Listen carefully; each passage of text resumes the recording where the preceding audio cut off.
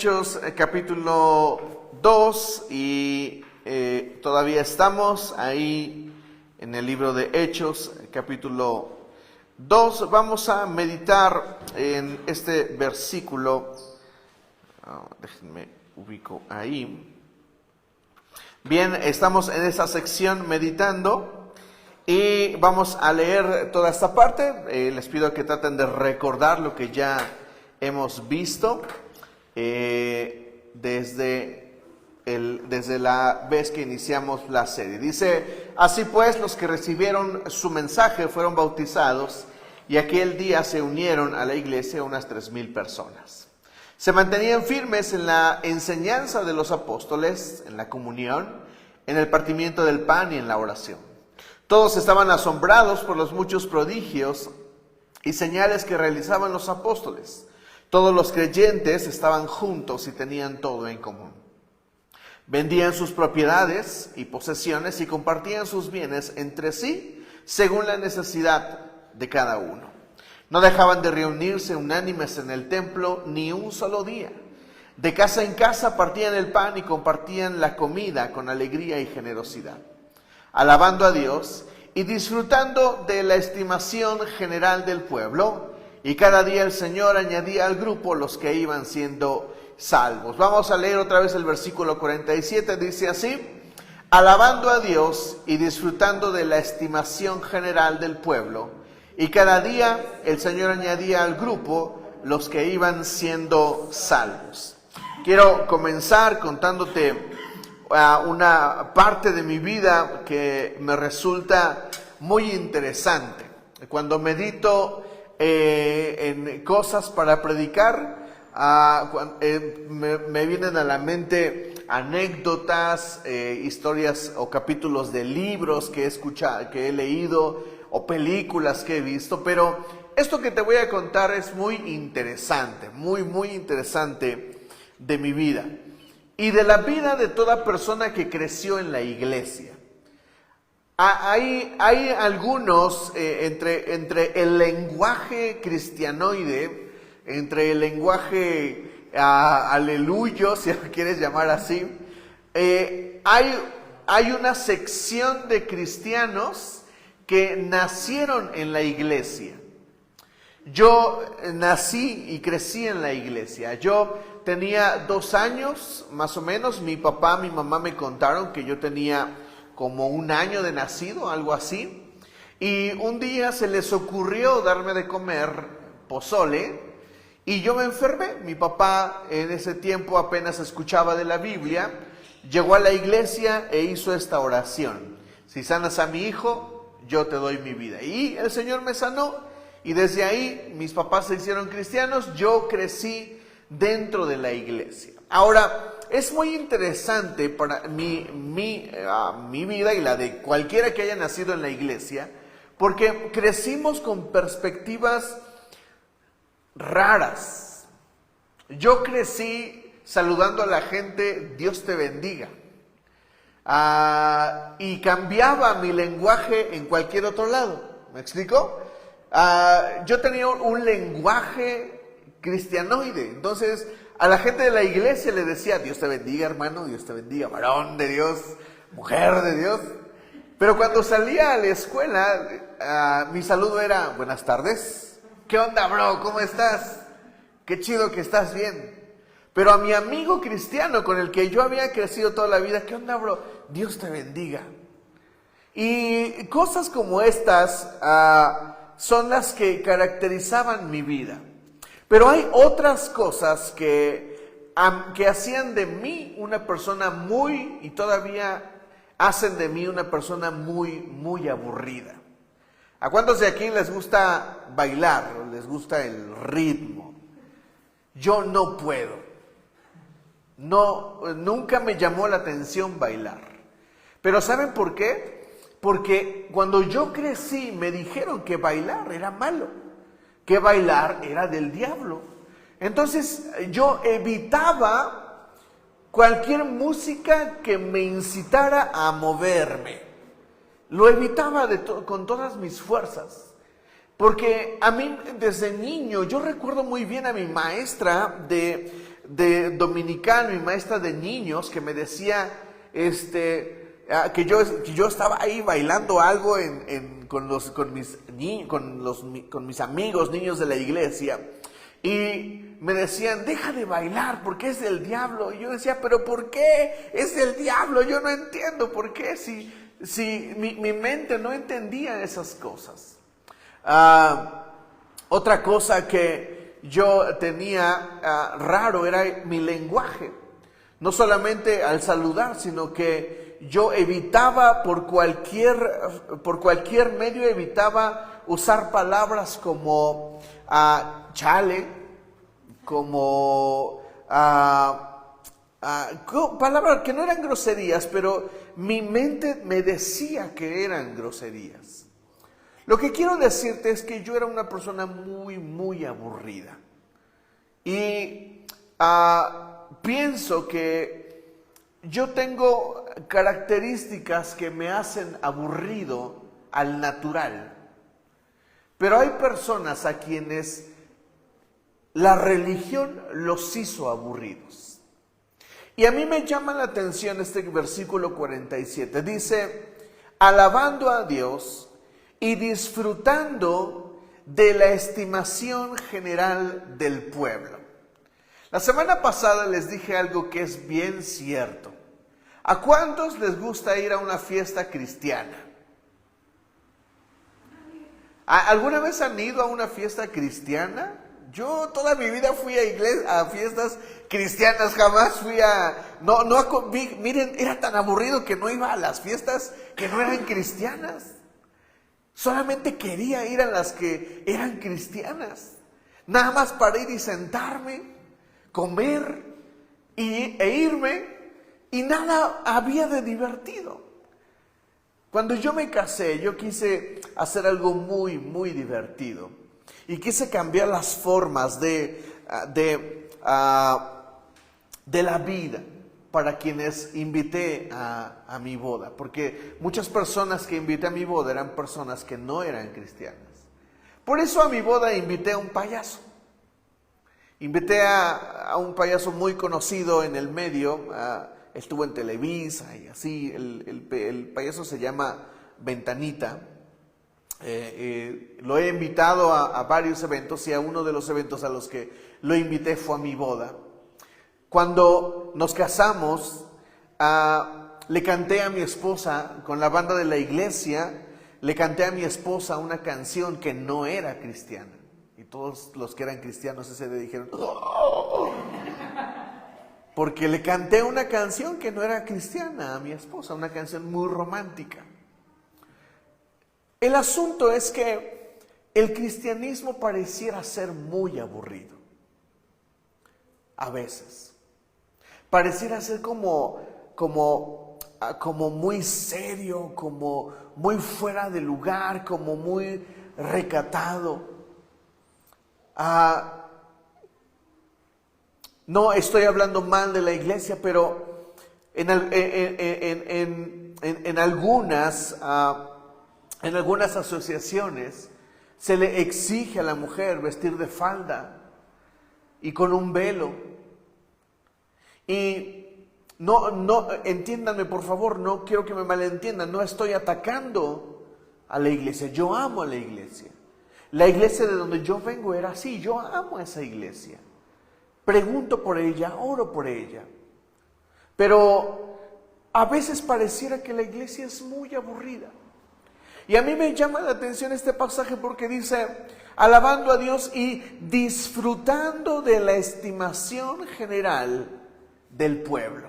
Es decir, la gente estaba interesada en esta gente cristiana.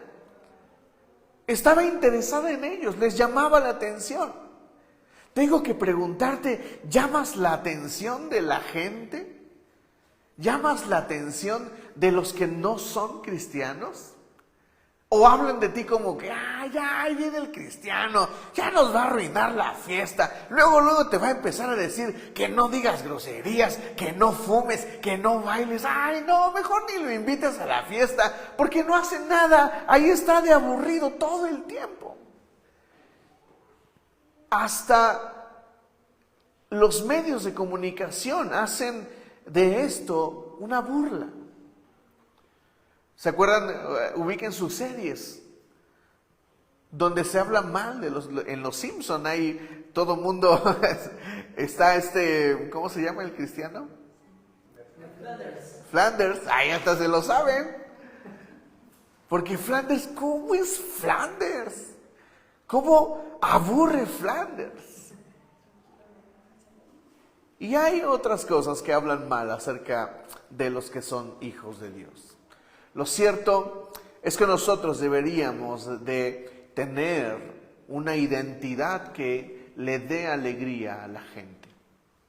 No necesitamos decir que somos cristianos, pero necesitamos vivir la vida más tranquilos, con más paz, con más alegría, con más sentido de la vida. Deberíamos de disfrutar más ser hijos de Dios. Ser hijos de Dios no debería de ser algo aburrido.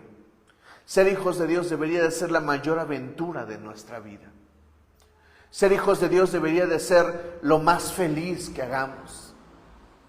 Ya vamos a la iglesia. Otra vez. No debería de ser así. Nuestras reuniones deberían de ser más felices. Deberían de ser más animadas. Los mensajes deberían de ser, no digo que de risa y tampoco digo que de un comediante, no digo eso, pero deberían de ser mensajes que te conecten con las personas, ¿me entienden? Deberíamos de ser hijos de Dios, que disfrutemos de la estimación general de la gente que está a nuestro alrededor y que no es cristiana. Deberíamos de impactar la vida de otros. Así es de que tengo algunos consejos para vivir una vida más tranquila. Así es de que vamos ahí al libro de Marcos, por favor.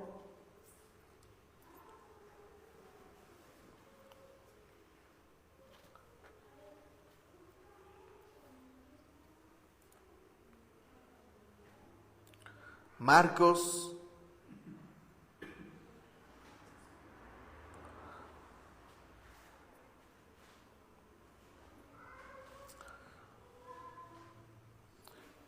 versículo 35. Dice, este versículo es uno de mis preferidos, porque me revelan a un Jesús que tiene prioridades. Dice, muy de madrugada, cuando todavía estaba oscuro, Jesús se levantó, salió de la casa y se fue a un lugar solitario donde se puso a orar. Voy a volver a leerlo. Muy de madrugada, cuando todavía estaba oscuro, Jesús se levantó, salió de la casa y se fue a un lugar solitario donde se puso a orar. Muchas veces cuando lean los evangelios, ustedes se encontrarán con pasajes como este. Y Jesús se fue al monte, y Jesús regresaba de orar, y Jesús iba bajando después de orar. Lo que quiero decirte es que Jesús nos manifiesta una vida de oración. Ahora, quiero ponerte en perspectiva este asunto, porque para muchos la oración es aburrido, pero Jesús nos manifiesta el principio de una vida que puede tener todo lo que necesita.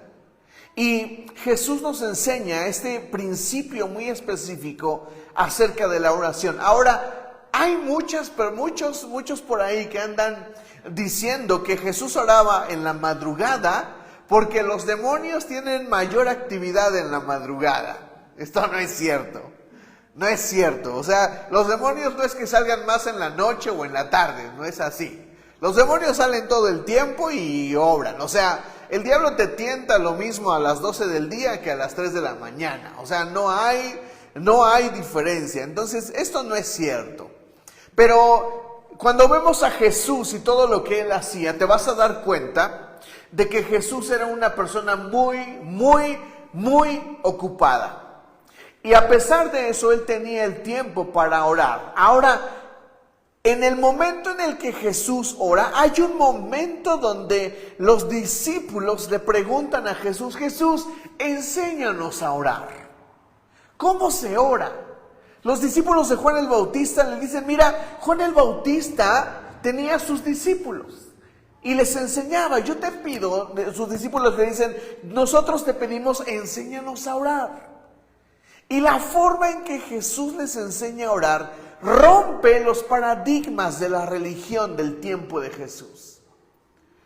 Ya sé que tal vez te lo sabes, pero vamos ahí a Mateo 6, por favor.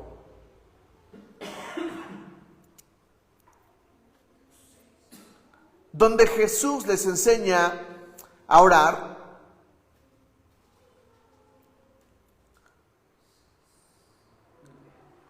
Jesús dice muchas cosas, pero en el versículo 9 de Mateo 6 dice: ustedes deben orar así: Padre nuestro que estás en el cielo, santificado sea tu nombre. Jesús es judío. Pertenece a uno de los pueblos más antiguos de la historia. Pertenece a una cultura tan trascendente que la conocemos ampliamente hasta el día de hoy. Pero Jesús también pertenece a un pueblo religioso. Tan religioso que su ley es la que gobierna en lo político y en lo religioso. En México no es así. En México está la política y la religión, no hay mezcla. Y muchos se esfuerzan por no mezclarlo, pero en el tiempo de Jesús, en la cultura de Jesús es así. Y los religiosos del tiempo de Jesús oraban dirigiéndose a Dios como Jehová. Y Jesús nos enseña a orar de una forma más ligera, más profunda también. Jesús enseña a orar y dice: cuando le hables a Dios, dile Padre. Hoy muchos, yo conozco, me acuerdo mucho de un hermano de mi iglesia precisamente, que cuando oraba, él decía, él se ponía serio acá. Le decían: hermano, ore por favor, y él decía sí, y esperaba que todos se callaran. Y si no se callaban, él decía: shh, vamos a orar.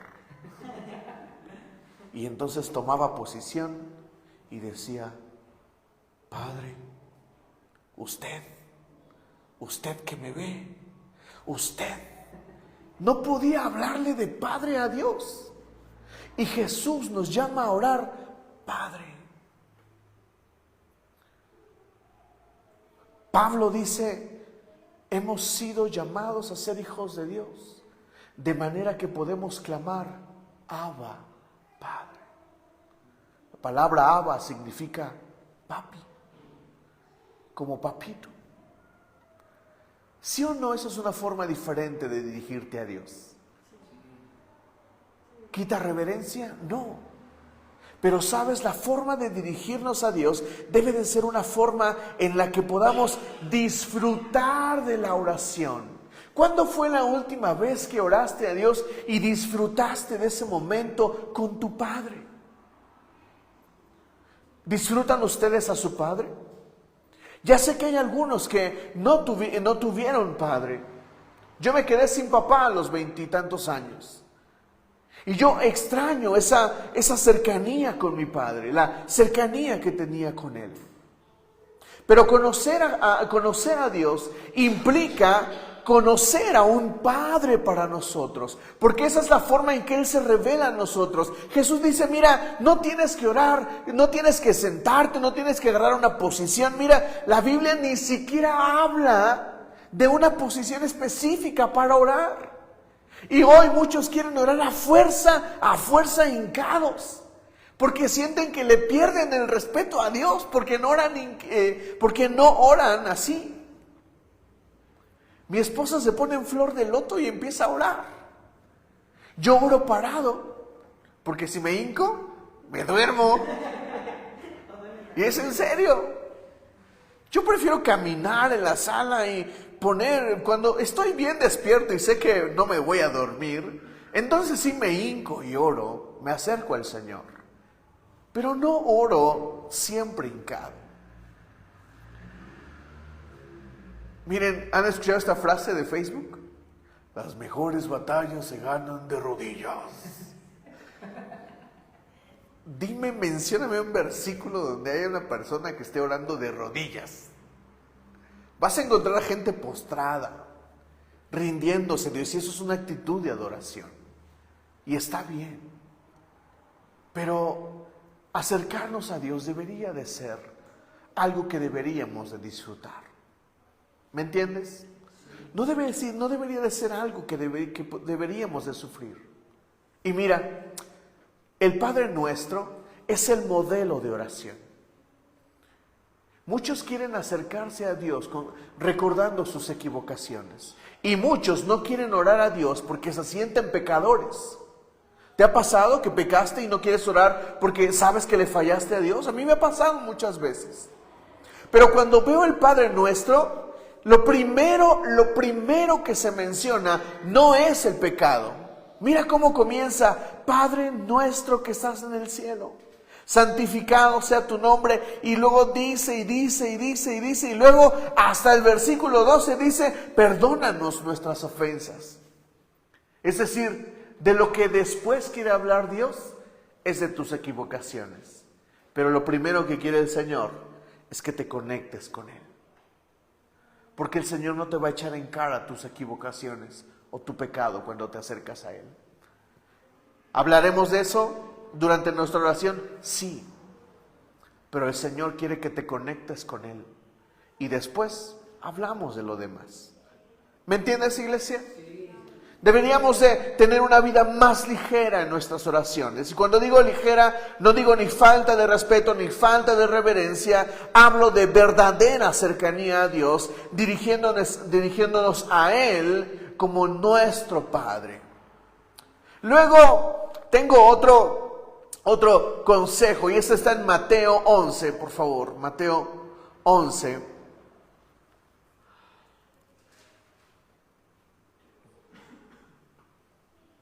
Mateo 11, en el versículo 28.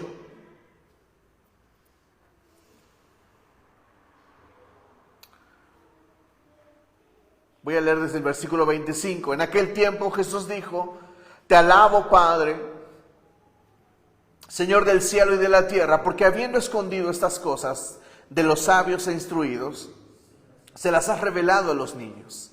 Sí, Padre, porque esa fue tu buena voluntad. Mi Padre me ha entregado todas las cosas. Nadie conoce al Hijo sino el Padre. Nadie conoce al Padre sino el Hijo, y aquel a quien el Hijo quiera revelarlo. Vengan a mí todos ustedes que están cansados y agobiados, yo les daré descanso. La vida de un hijo de Dios debería de ser más ligera de nuestro pecado. Lo quiero ejemplificar así. Una vez fuimos a un congreso donde estuvo Alberto Motesi, uno de los hombres más relevantes de nuestras generaciones.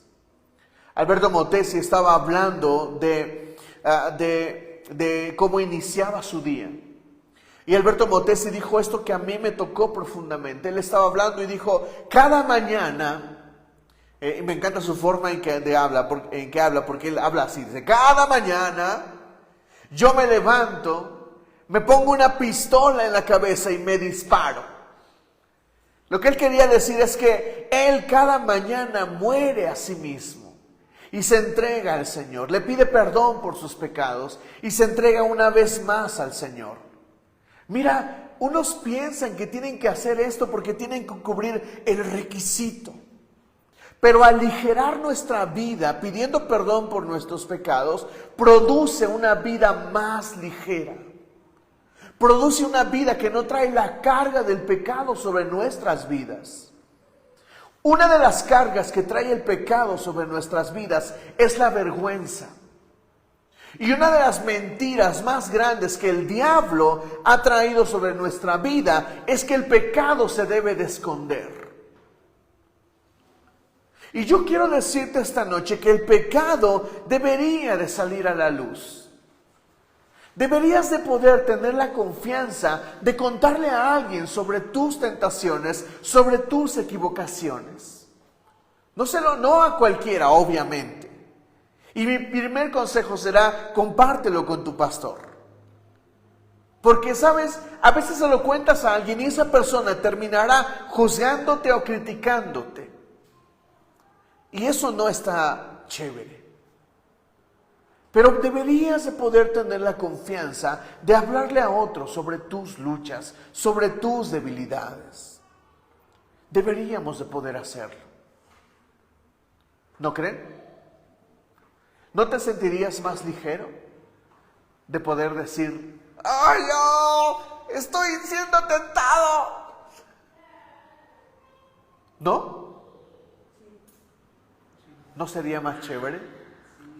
¿No podríamos vivir mejor si le cuento a alguien lo que estoy pasando? Si le cuento a alguien lo que estoy enfrentando, deberíamos de vivir más ligeros. ¿Sabes? Una persona que vive ligera de sus tentaciones, de sus luchas, puede vivir una vida más tranquila. ¿Sabes? Yo nunca tuve problema con la bebida.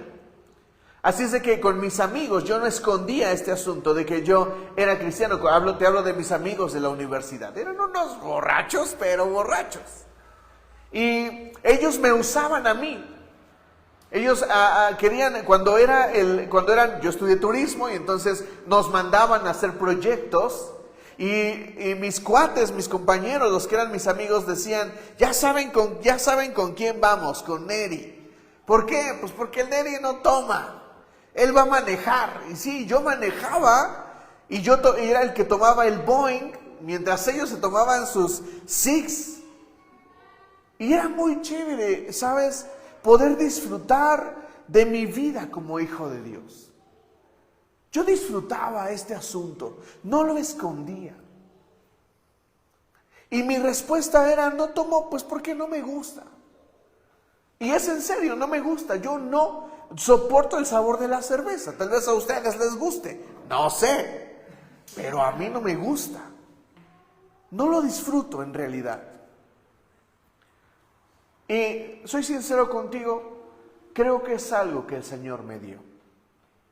Te lo digo de corazón, yo no puedo decirte que yo soy un buenazo en ese asunto. O que me crea mucho por enfrentar este asunto de la bebida diferente. Yo nunca tuve la necesidad de hacerlo. Creo que es algo que Dios me dio. Y traté de disfrutarlo mucho. No fue lo mismo con la pornografía. ¿Sabes? Y contarle estas cosas en su tiempo a Miriam fue algo que me traía vergüenza. Pero cuando se lo conté, me sentí tan libre. Me sentí tan libre de podérselo contar. Así es de que si tienes algo, si tienes una carga en tu vida, aligérala. Ven conmigo, cuéntame. No voy a decir nada, te lo prometo. Ve con Miriam si lo necesitas. No vayas con cualquier persona a contar acerca de tus debilidades. Ese es un consejo que a título pastoral te doy. Nosotros también deberíamos de vivir con gozo. Romanos 15:3 dice lo siguiente.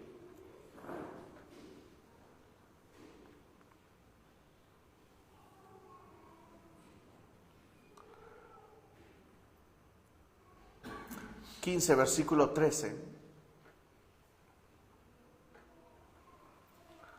Que el Dios de la esperanza los llene de toda alegría y paz a ustedes que creen en Él, para que rebosen de esperanza por el poder del Espíritu Santo. Hay tres cosas que menciona el apóstol Pablo. Número 1, alegría.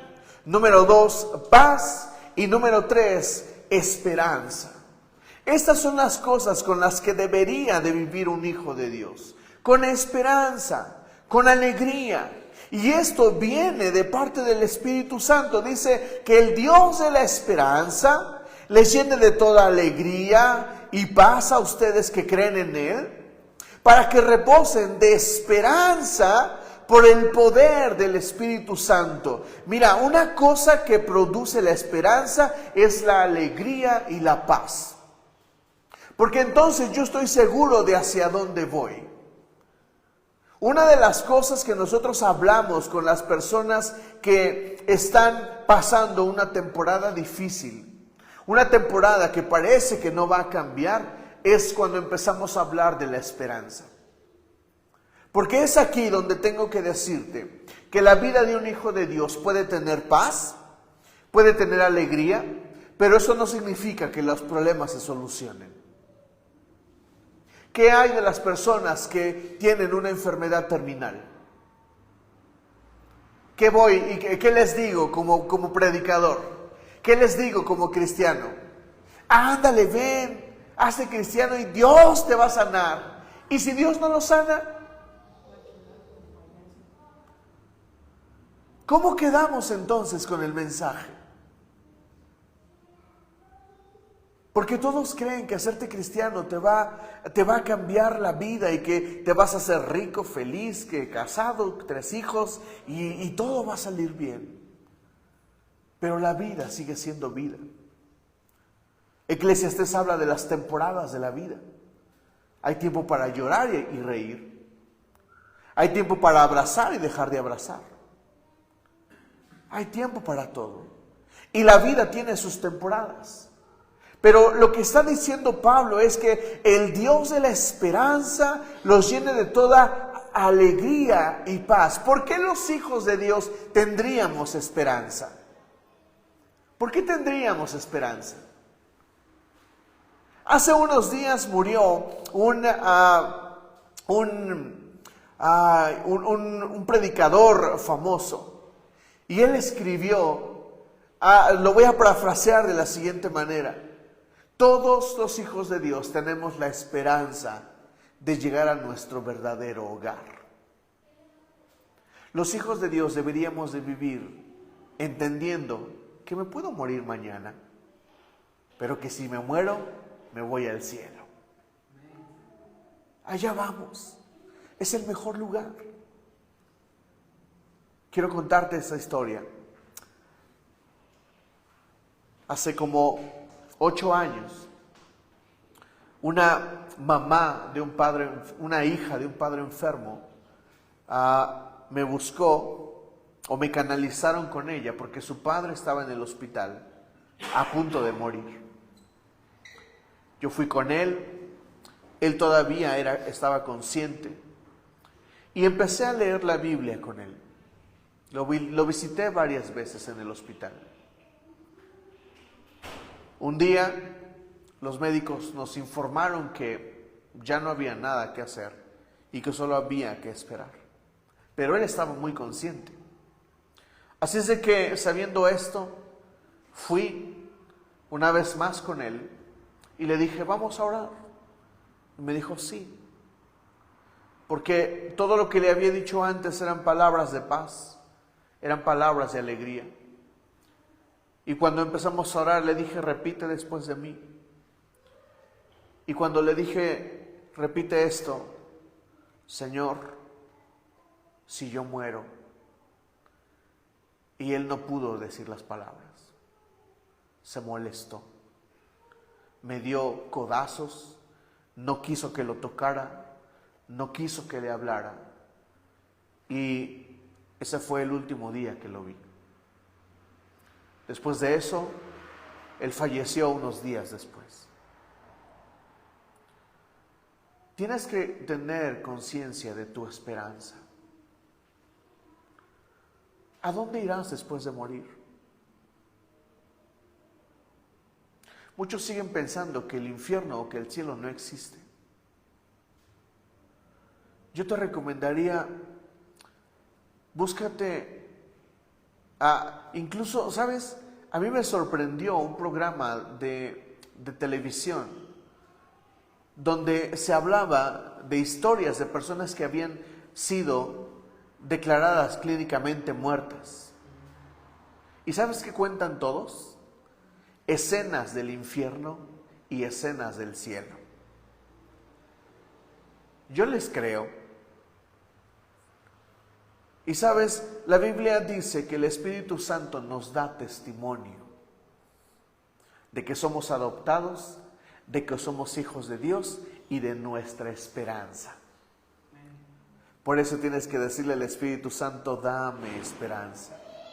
Porque la esperanza produce alegría y paz. Y un hijo de Dios debería de vivir con alegría y con paz. Romanos 12:15, ahí atrás, dice este versículo que a mí me encanta. Dice, alégrense con los que están alegres, lloren con los que lloran. Otra vez lo voy a leer. Alégrense con los que están alegres, lloren con los que lloran. En la versión 60 dice, rían con los que ríen y lloren con los que lloran. ¿Sabes? La vida de un hijo de Dios no es una falsa historia. Eso lo quiero dejar muy claro esta noche. La vida de un hijo de Dios no es una historia falsa, no es una etiqueta. Cuando tú estás sufriendo, cuando tú estás llorando, viene de repente el hermano religioso que te dice, no llore hermano, usted tiene al Señor de su parte, el gozo del Señor está con usted, pero tú estás sufriendo de verdad. Tienes que aprender, iglesia, tienes que aprender a vivir las temporadas de la vida. Y cuando se trata de sufrir, se trata de sufrir. No tienes que ocultar tu sufrimiento en ningún lado. No tienes que apantallar a nadie con tu cristianismo. Porque el cristianismo no es no llorar, no es no sufrir. Es más, el cristianismo es pasar esa temporada bien de la mano del Señor. No tienes que aparentar ser espiritual. No llorar no es un símbolo de no ser de ser espiritual. No sufrir no es un símbolo de ser espiritual. No lo es. Así es de que esta noche tienes que saber que si sufres, está bien. Si tienes miedo, está bien. Si tienes temor, está bien. Tranquilo, tranquila. Hay temporadas para todo. Si lloras, tranquilo, llora, no pasa nada. Necesitamos entender que nuestro cristianismo debería de ser auténtico. No somos de palo, no somos de metal, somos humanos y Dios entiende nuestra humanidad. Así es de que no tienes que apantallar a nadie planteando algo espiritual que tal vez no eres. Es mejor ser sinceros con Dios, porque Dios valora la sinceridad. Y si hay algo que a Dios no le agrada, que a mí me queda claro, es la hipocresía. Es mejor ser sinceros con Dios. ¿Sabes qué, Dios? Sí quiero contigo. ¿Sabes qué, Dios? No quiero contigo. Y ya. No pasa nada. Pero debemos de ser sinceros con el Señor. Termino con esto. Vamos ahí a 2 de Tesalonicenses.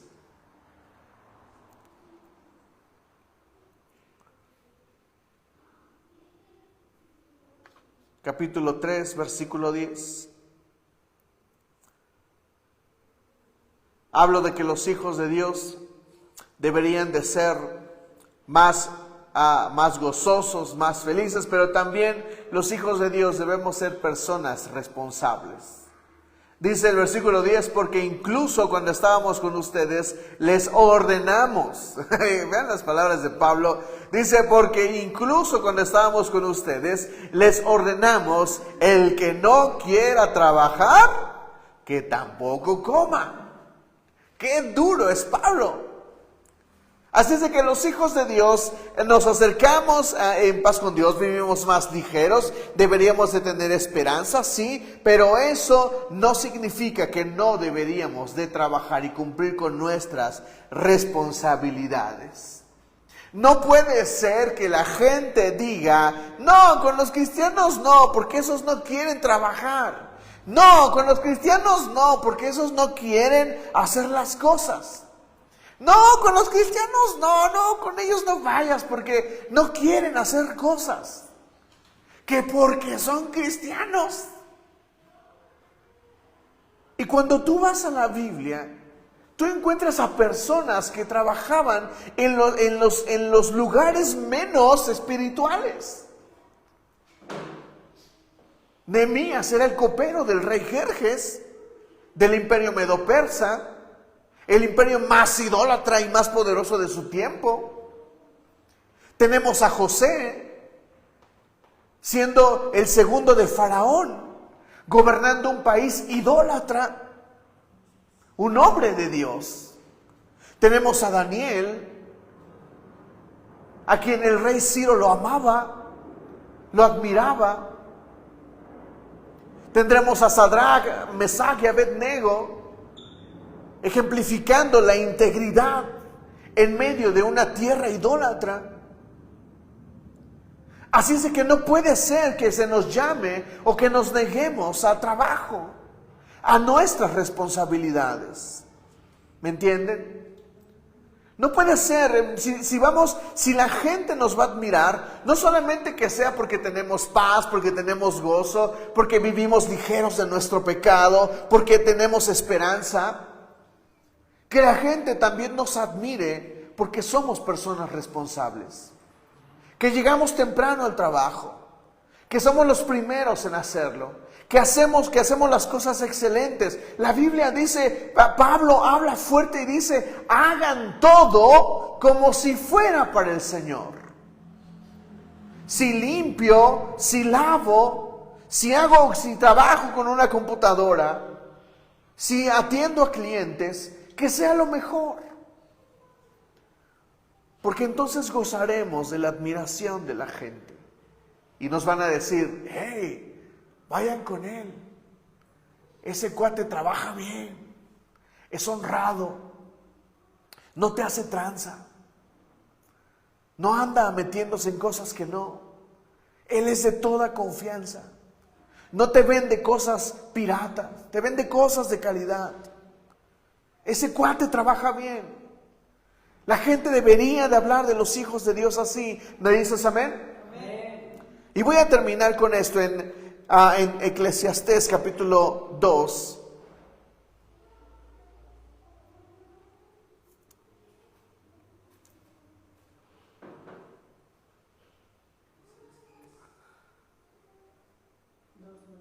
Eclesiastés capítulo 2. Versículo 24, es uno de mis versículos preferidos y se repite 3 veces en el libro. Nada hay mejor para el hombre que comer, beber y llegar a disfrutar de sus afanes. He visto que también esto proviene ¿de quién? De Dios. Es decir, disfrutar la vida es un regalo de Dios. Y me encanta que Salomón, el hombre más sabio de la tierra, haya escrito esto. Nada hay mejor para el hombre que comer, beber y llegar a disfrutar de sus afanes. Dime una cosa, iglesia. ¿Cuándo fue la última vez que disfrutaste del producto de tu trabajo? Ese día que dijiste, este mes me partí el lomo en grande. Así es de que esa pizza de jamón con piña y doble queso va a ser mía este fin de semana. ¿Cuándo fue la última vez que disfrutaste de una buena comida? Y no hablo de comida cara, hablo de comida que realmente disfrutes, porque ese es un regalo de Dios. Luego en Eclesiastés 3:13, Salomón lo vuelve a decir: y sé también que es un don de Dios, es decir, un regalo de Dios, que el hombre coma o beba y disfrute de todos sus afanes. Y luego lo vuelve a decir en el capítulo 5, en el versículo 18. Esto es lo que he comprobado, que en la vida bajo el sol, lo mejor es, ¿qué? Comer, beber y disfrutar del fruto de nuestros afanes. Y ve cómo termina este versículo. Es lo que Dios nos ha concedido, es lo que nos ha tocado. Iglesia, ¿estás disfrutando de la vida? ¿Estás disfrutando de lo que tienes? No te estoy preguntando qué es lo que deseas, te estoy preguntando, ¿estás disfrutando lo que tienes? ¿Disfrutas el celular que tienes? Ya sé que quieres el iPhone 14, yo también. Pero la pregunta es, ¿estás disfrutando el que tienes? ¿Estás disfrutando la ropa que tienes? Ya sé que quieres el saco de 15,000 pesos, pero ¿estás disfrutando la ropa que tienes? Déjame preguntarte, ¿estás disfrutando la comida que comes? Ya sé que tal vez te gustaría ir a un restaurante y gastar mucho dinero, pero déjame preguntarte, ¿estás disfrutando los frijolitos que te estás comiendo? Estaban dos hombres en una obra y uno le pregunta al otro, ¿qué vas a comer? Pavo. ¿Pavo? Pavorosos frijoles. ¿Estás disfrutando la comida que tienes? Debemos de disfrutar más la vida, iglesia. Un hijo de Dios sabe disfrutar la vida. La palabra de Dios para esto usa la palabra contentamiento. Y tener contentamiento es estar contento con lo que tengo. Porque muchos eligen sufrir por lo que no tienen. Pero una cosa muy diferente es disfrutar, aprender a disfrutar lo que tengo. Aprender a disfrutar lo que hago. ¿Disfrutas tu trabajo? Es una pregunta que deberíamos de responder. Y es una pregunta que debería de hacerse todo cristiano. ¿Disfrutas tu trabajo? ¿Disfrutas tus relaciones, las personas con quienes convives? Deberíamos de disfrutar más la vida. ¿Me dices amén? Ponte de pie y vamos a orar.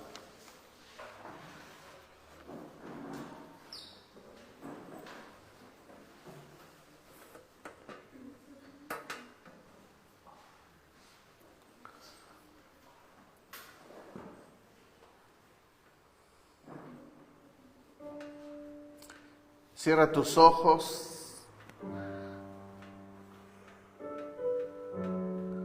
Concéntrate en el Señor. Voy a volver a leer Hechos 2:47. Dice, alabando a Dios y disfrutando de la estimación general del pueblo. Como hijos de Dios estoy convencido de que deberíamos de poder disfrutar más de la vida. Tener paz, tener esperanza, vivir ligeros, caminar con ligereza, no pelearnos cuando todos están peleando. Deberíamos de tener una mejor imagen delante de las personas con quienes nos relacionamos.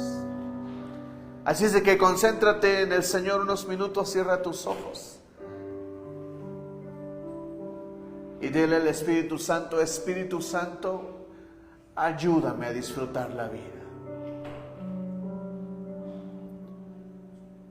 Espíritu Santo, ayúdanos a acercarnos más al Padre con confianza, no con temor, con confianza, no con vergüenza, con confianza, no con una mala expectativa. Ayúdanos a entender que la oración es para disfrutarse, para disfrutar tu presencia, para disfrutar tu amistad, para disfrutar tu corazón, para disfrutar tu persona. Porque no eres un Dios aburrido. Tú nos creaste e hiciste muchas cosas divertidas. Padre, ayúdanos a vivir ligeros de nuestro pecado. Trae a nuestra vida a personas a quienes podamos confiarles nuestras luchas y poder sentirnos ligeros de la vergüenza, de nuestras tentaciones, de nuestras debilidades. Dile al Espíritu Santo, dame esperanza. Espíritu Santo, tu palabra dice que tú eres las arras de la promesa. Y si alguien puede plantar en nosotros esperanza, eres tú, Espíritu Santo. Oh, Espíritu Santo, ven y llénanos de esperanza. Porque esta vida, Señor, a veces pierde sentido. Y solo tiene sentido si tú estás. Dile al Espíritu Santo, ayúdame a no darte una falsa imagen como tu Hijo. Quiero ser totalmente original contigo, totalmente sincero, brutalmente abierto a ti. Espíritu Santo, no queremos escondernos y no queremos darte una cara de hipocresía. No queremos presentarnos delante de ti como santos cuando no lo somos, como perfectos cuando no lo somos. Queremos ser totalmente sinceros contigo, Señor, y disfrutar, Señor, de tu amistad. Dile al Espíritu Santo, enséñame a disfrutar la vida. Enséñame a disfrutar lo que tengo. Enséñame a disfrutar lo que como, lo que he visto. Enséñame a disfrutar a las personas con quienes me relaciono. Enséñame a disfrutar a mi familia. Espíritu Santo, ayúdanos a disfrutar la vida, porque es un regalo que tú nos has dado. Tu palabra lo dice, lo leímos, Señor. Enséñanos a disfrutar la vida, Señor. Ayúdanos a encontrar la plenitud, el contentamiento, Señor. A ser felices con lo que tenemos. A ser felices con lo que hacemos. Porque estoy seguro, Señor, que de esta manera se cumplirá lo que dice Hechos, que gozaremos de la admiración y del reconocimiento de la gente que tanto necesita conocer a un Dios que desea que disfrutemos la vida, Señor.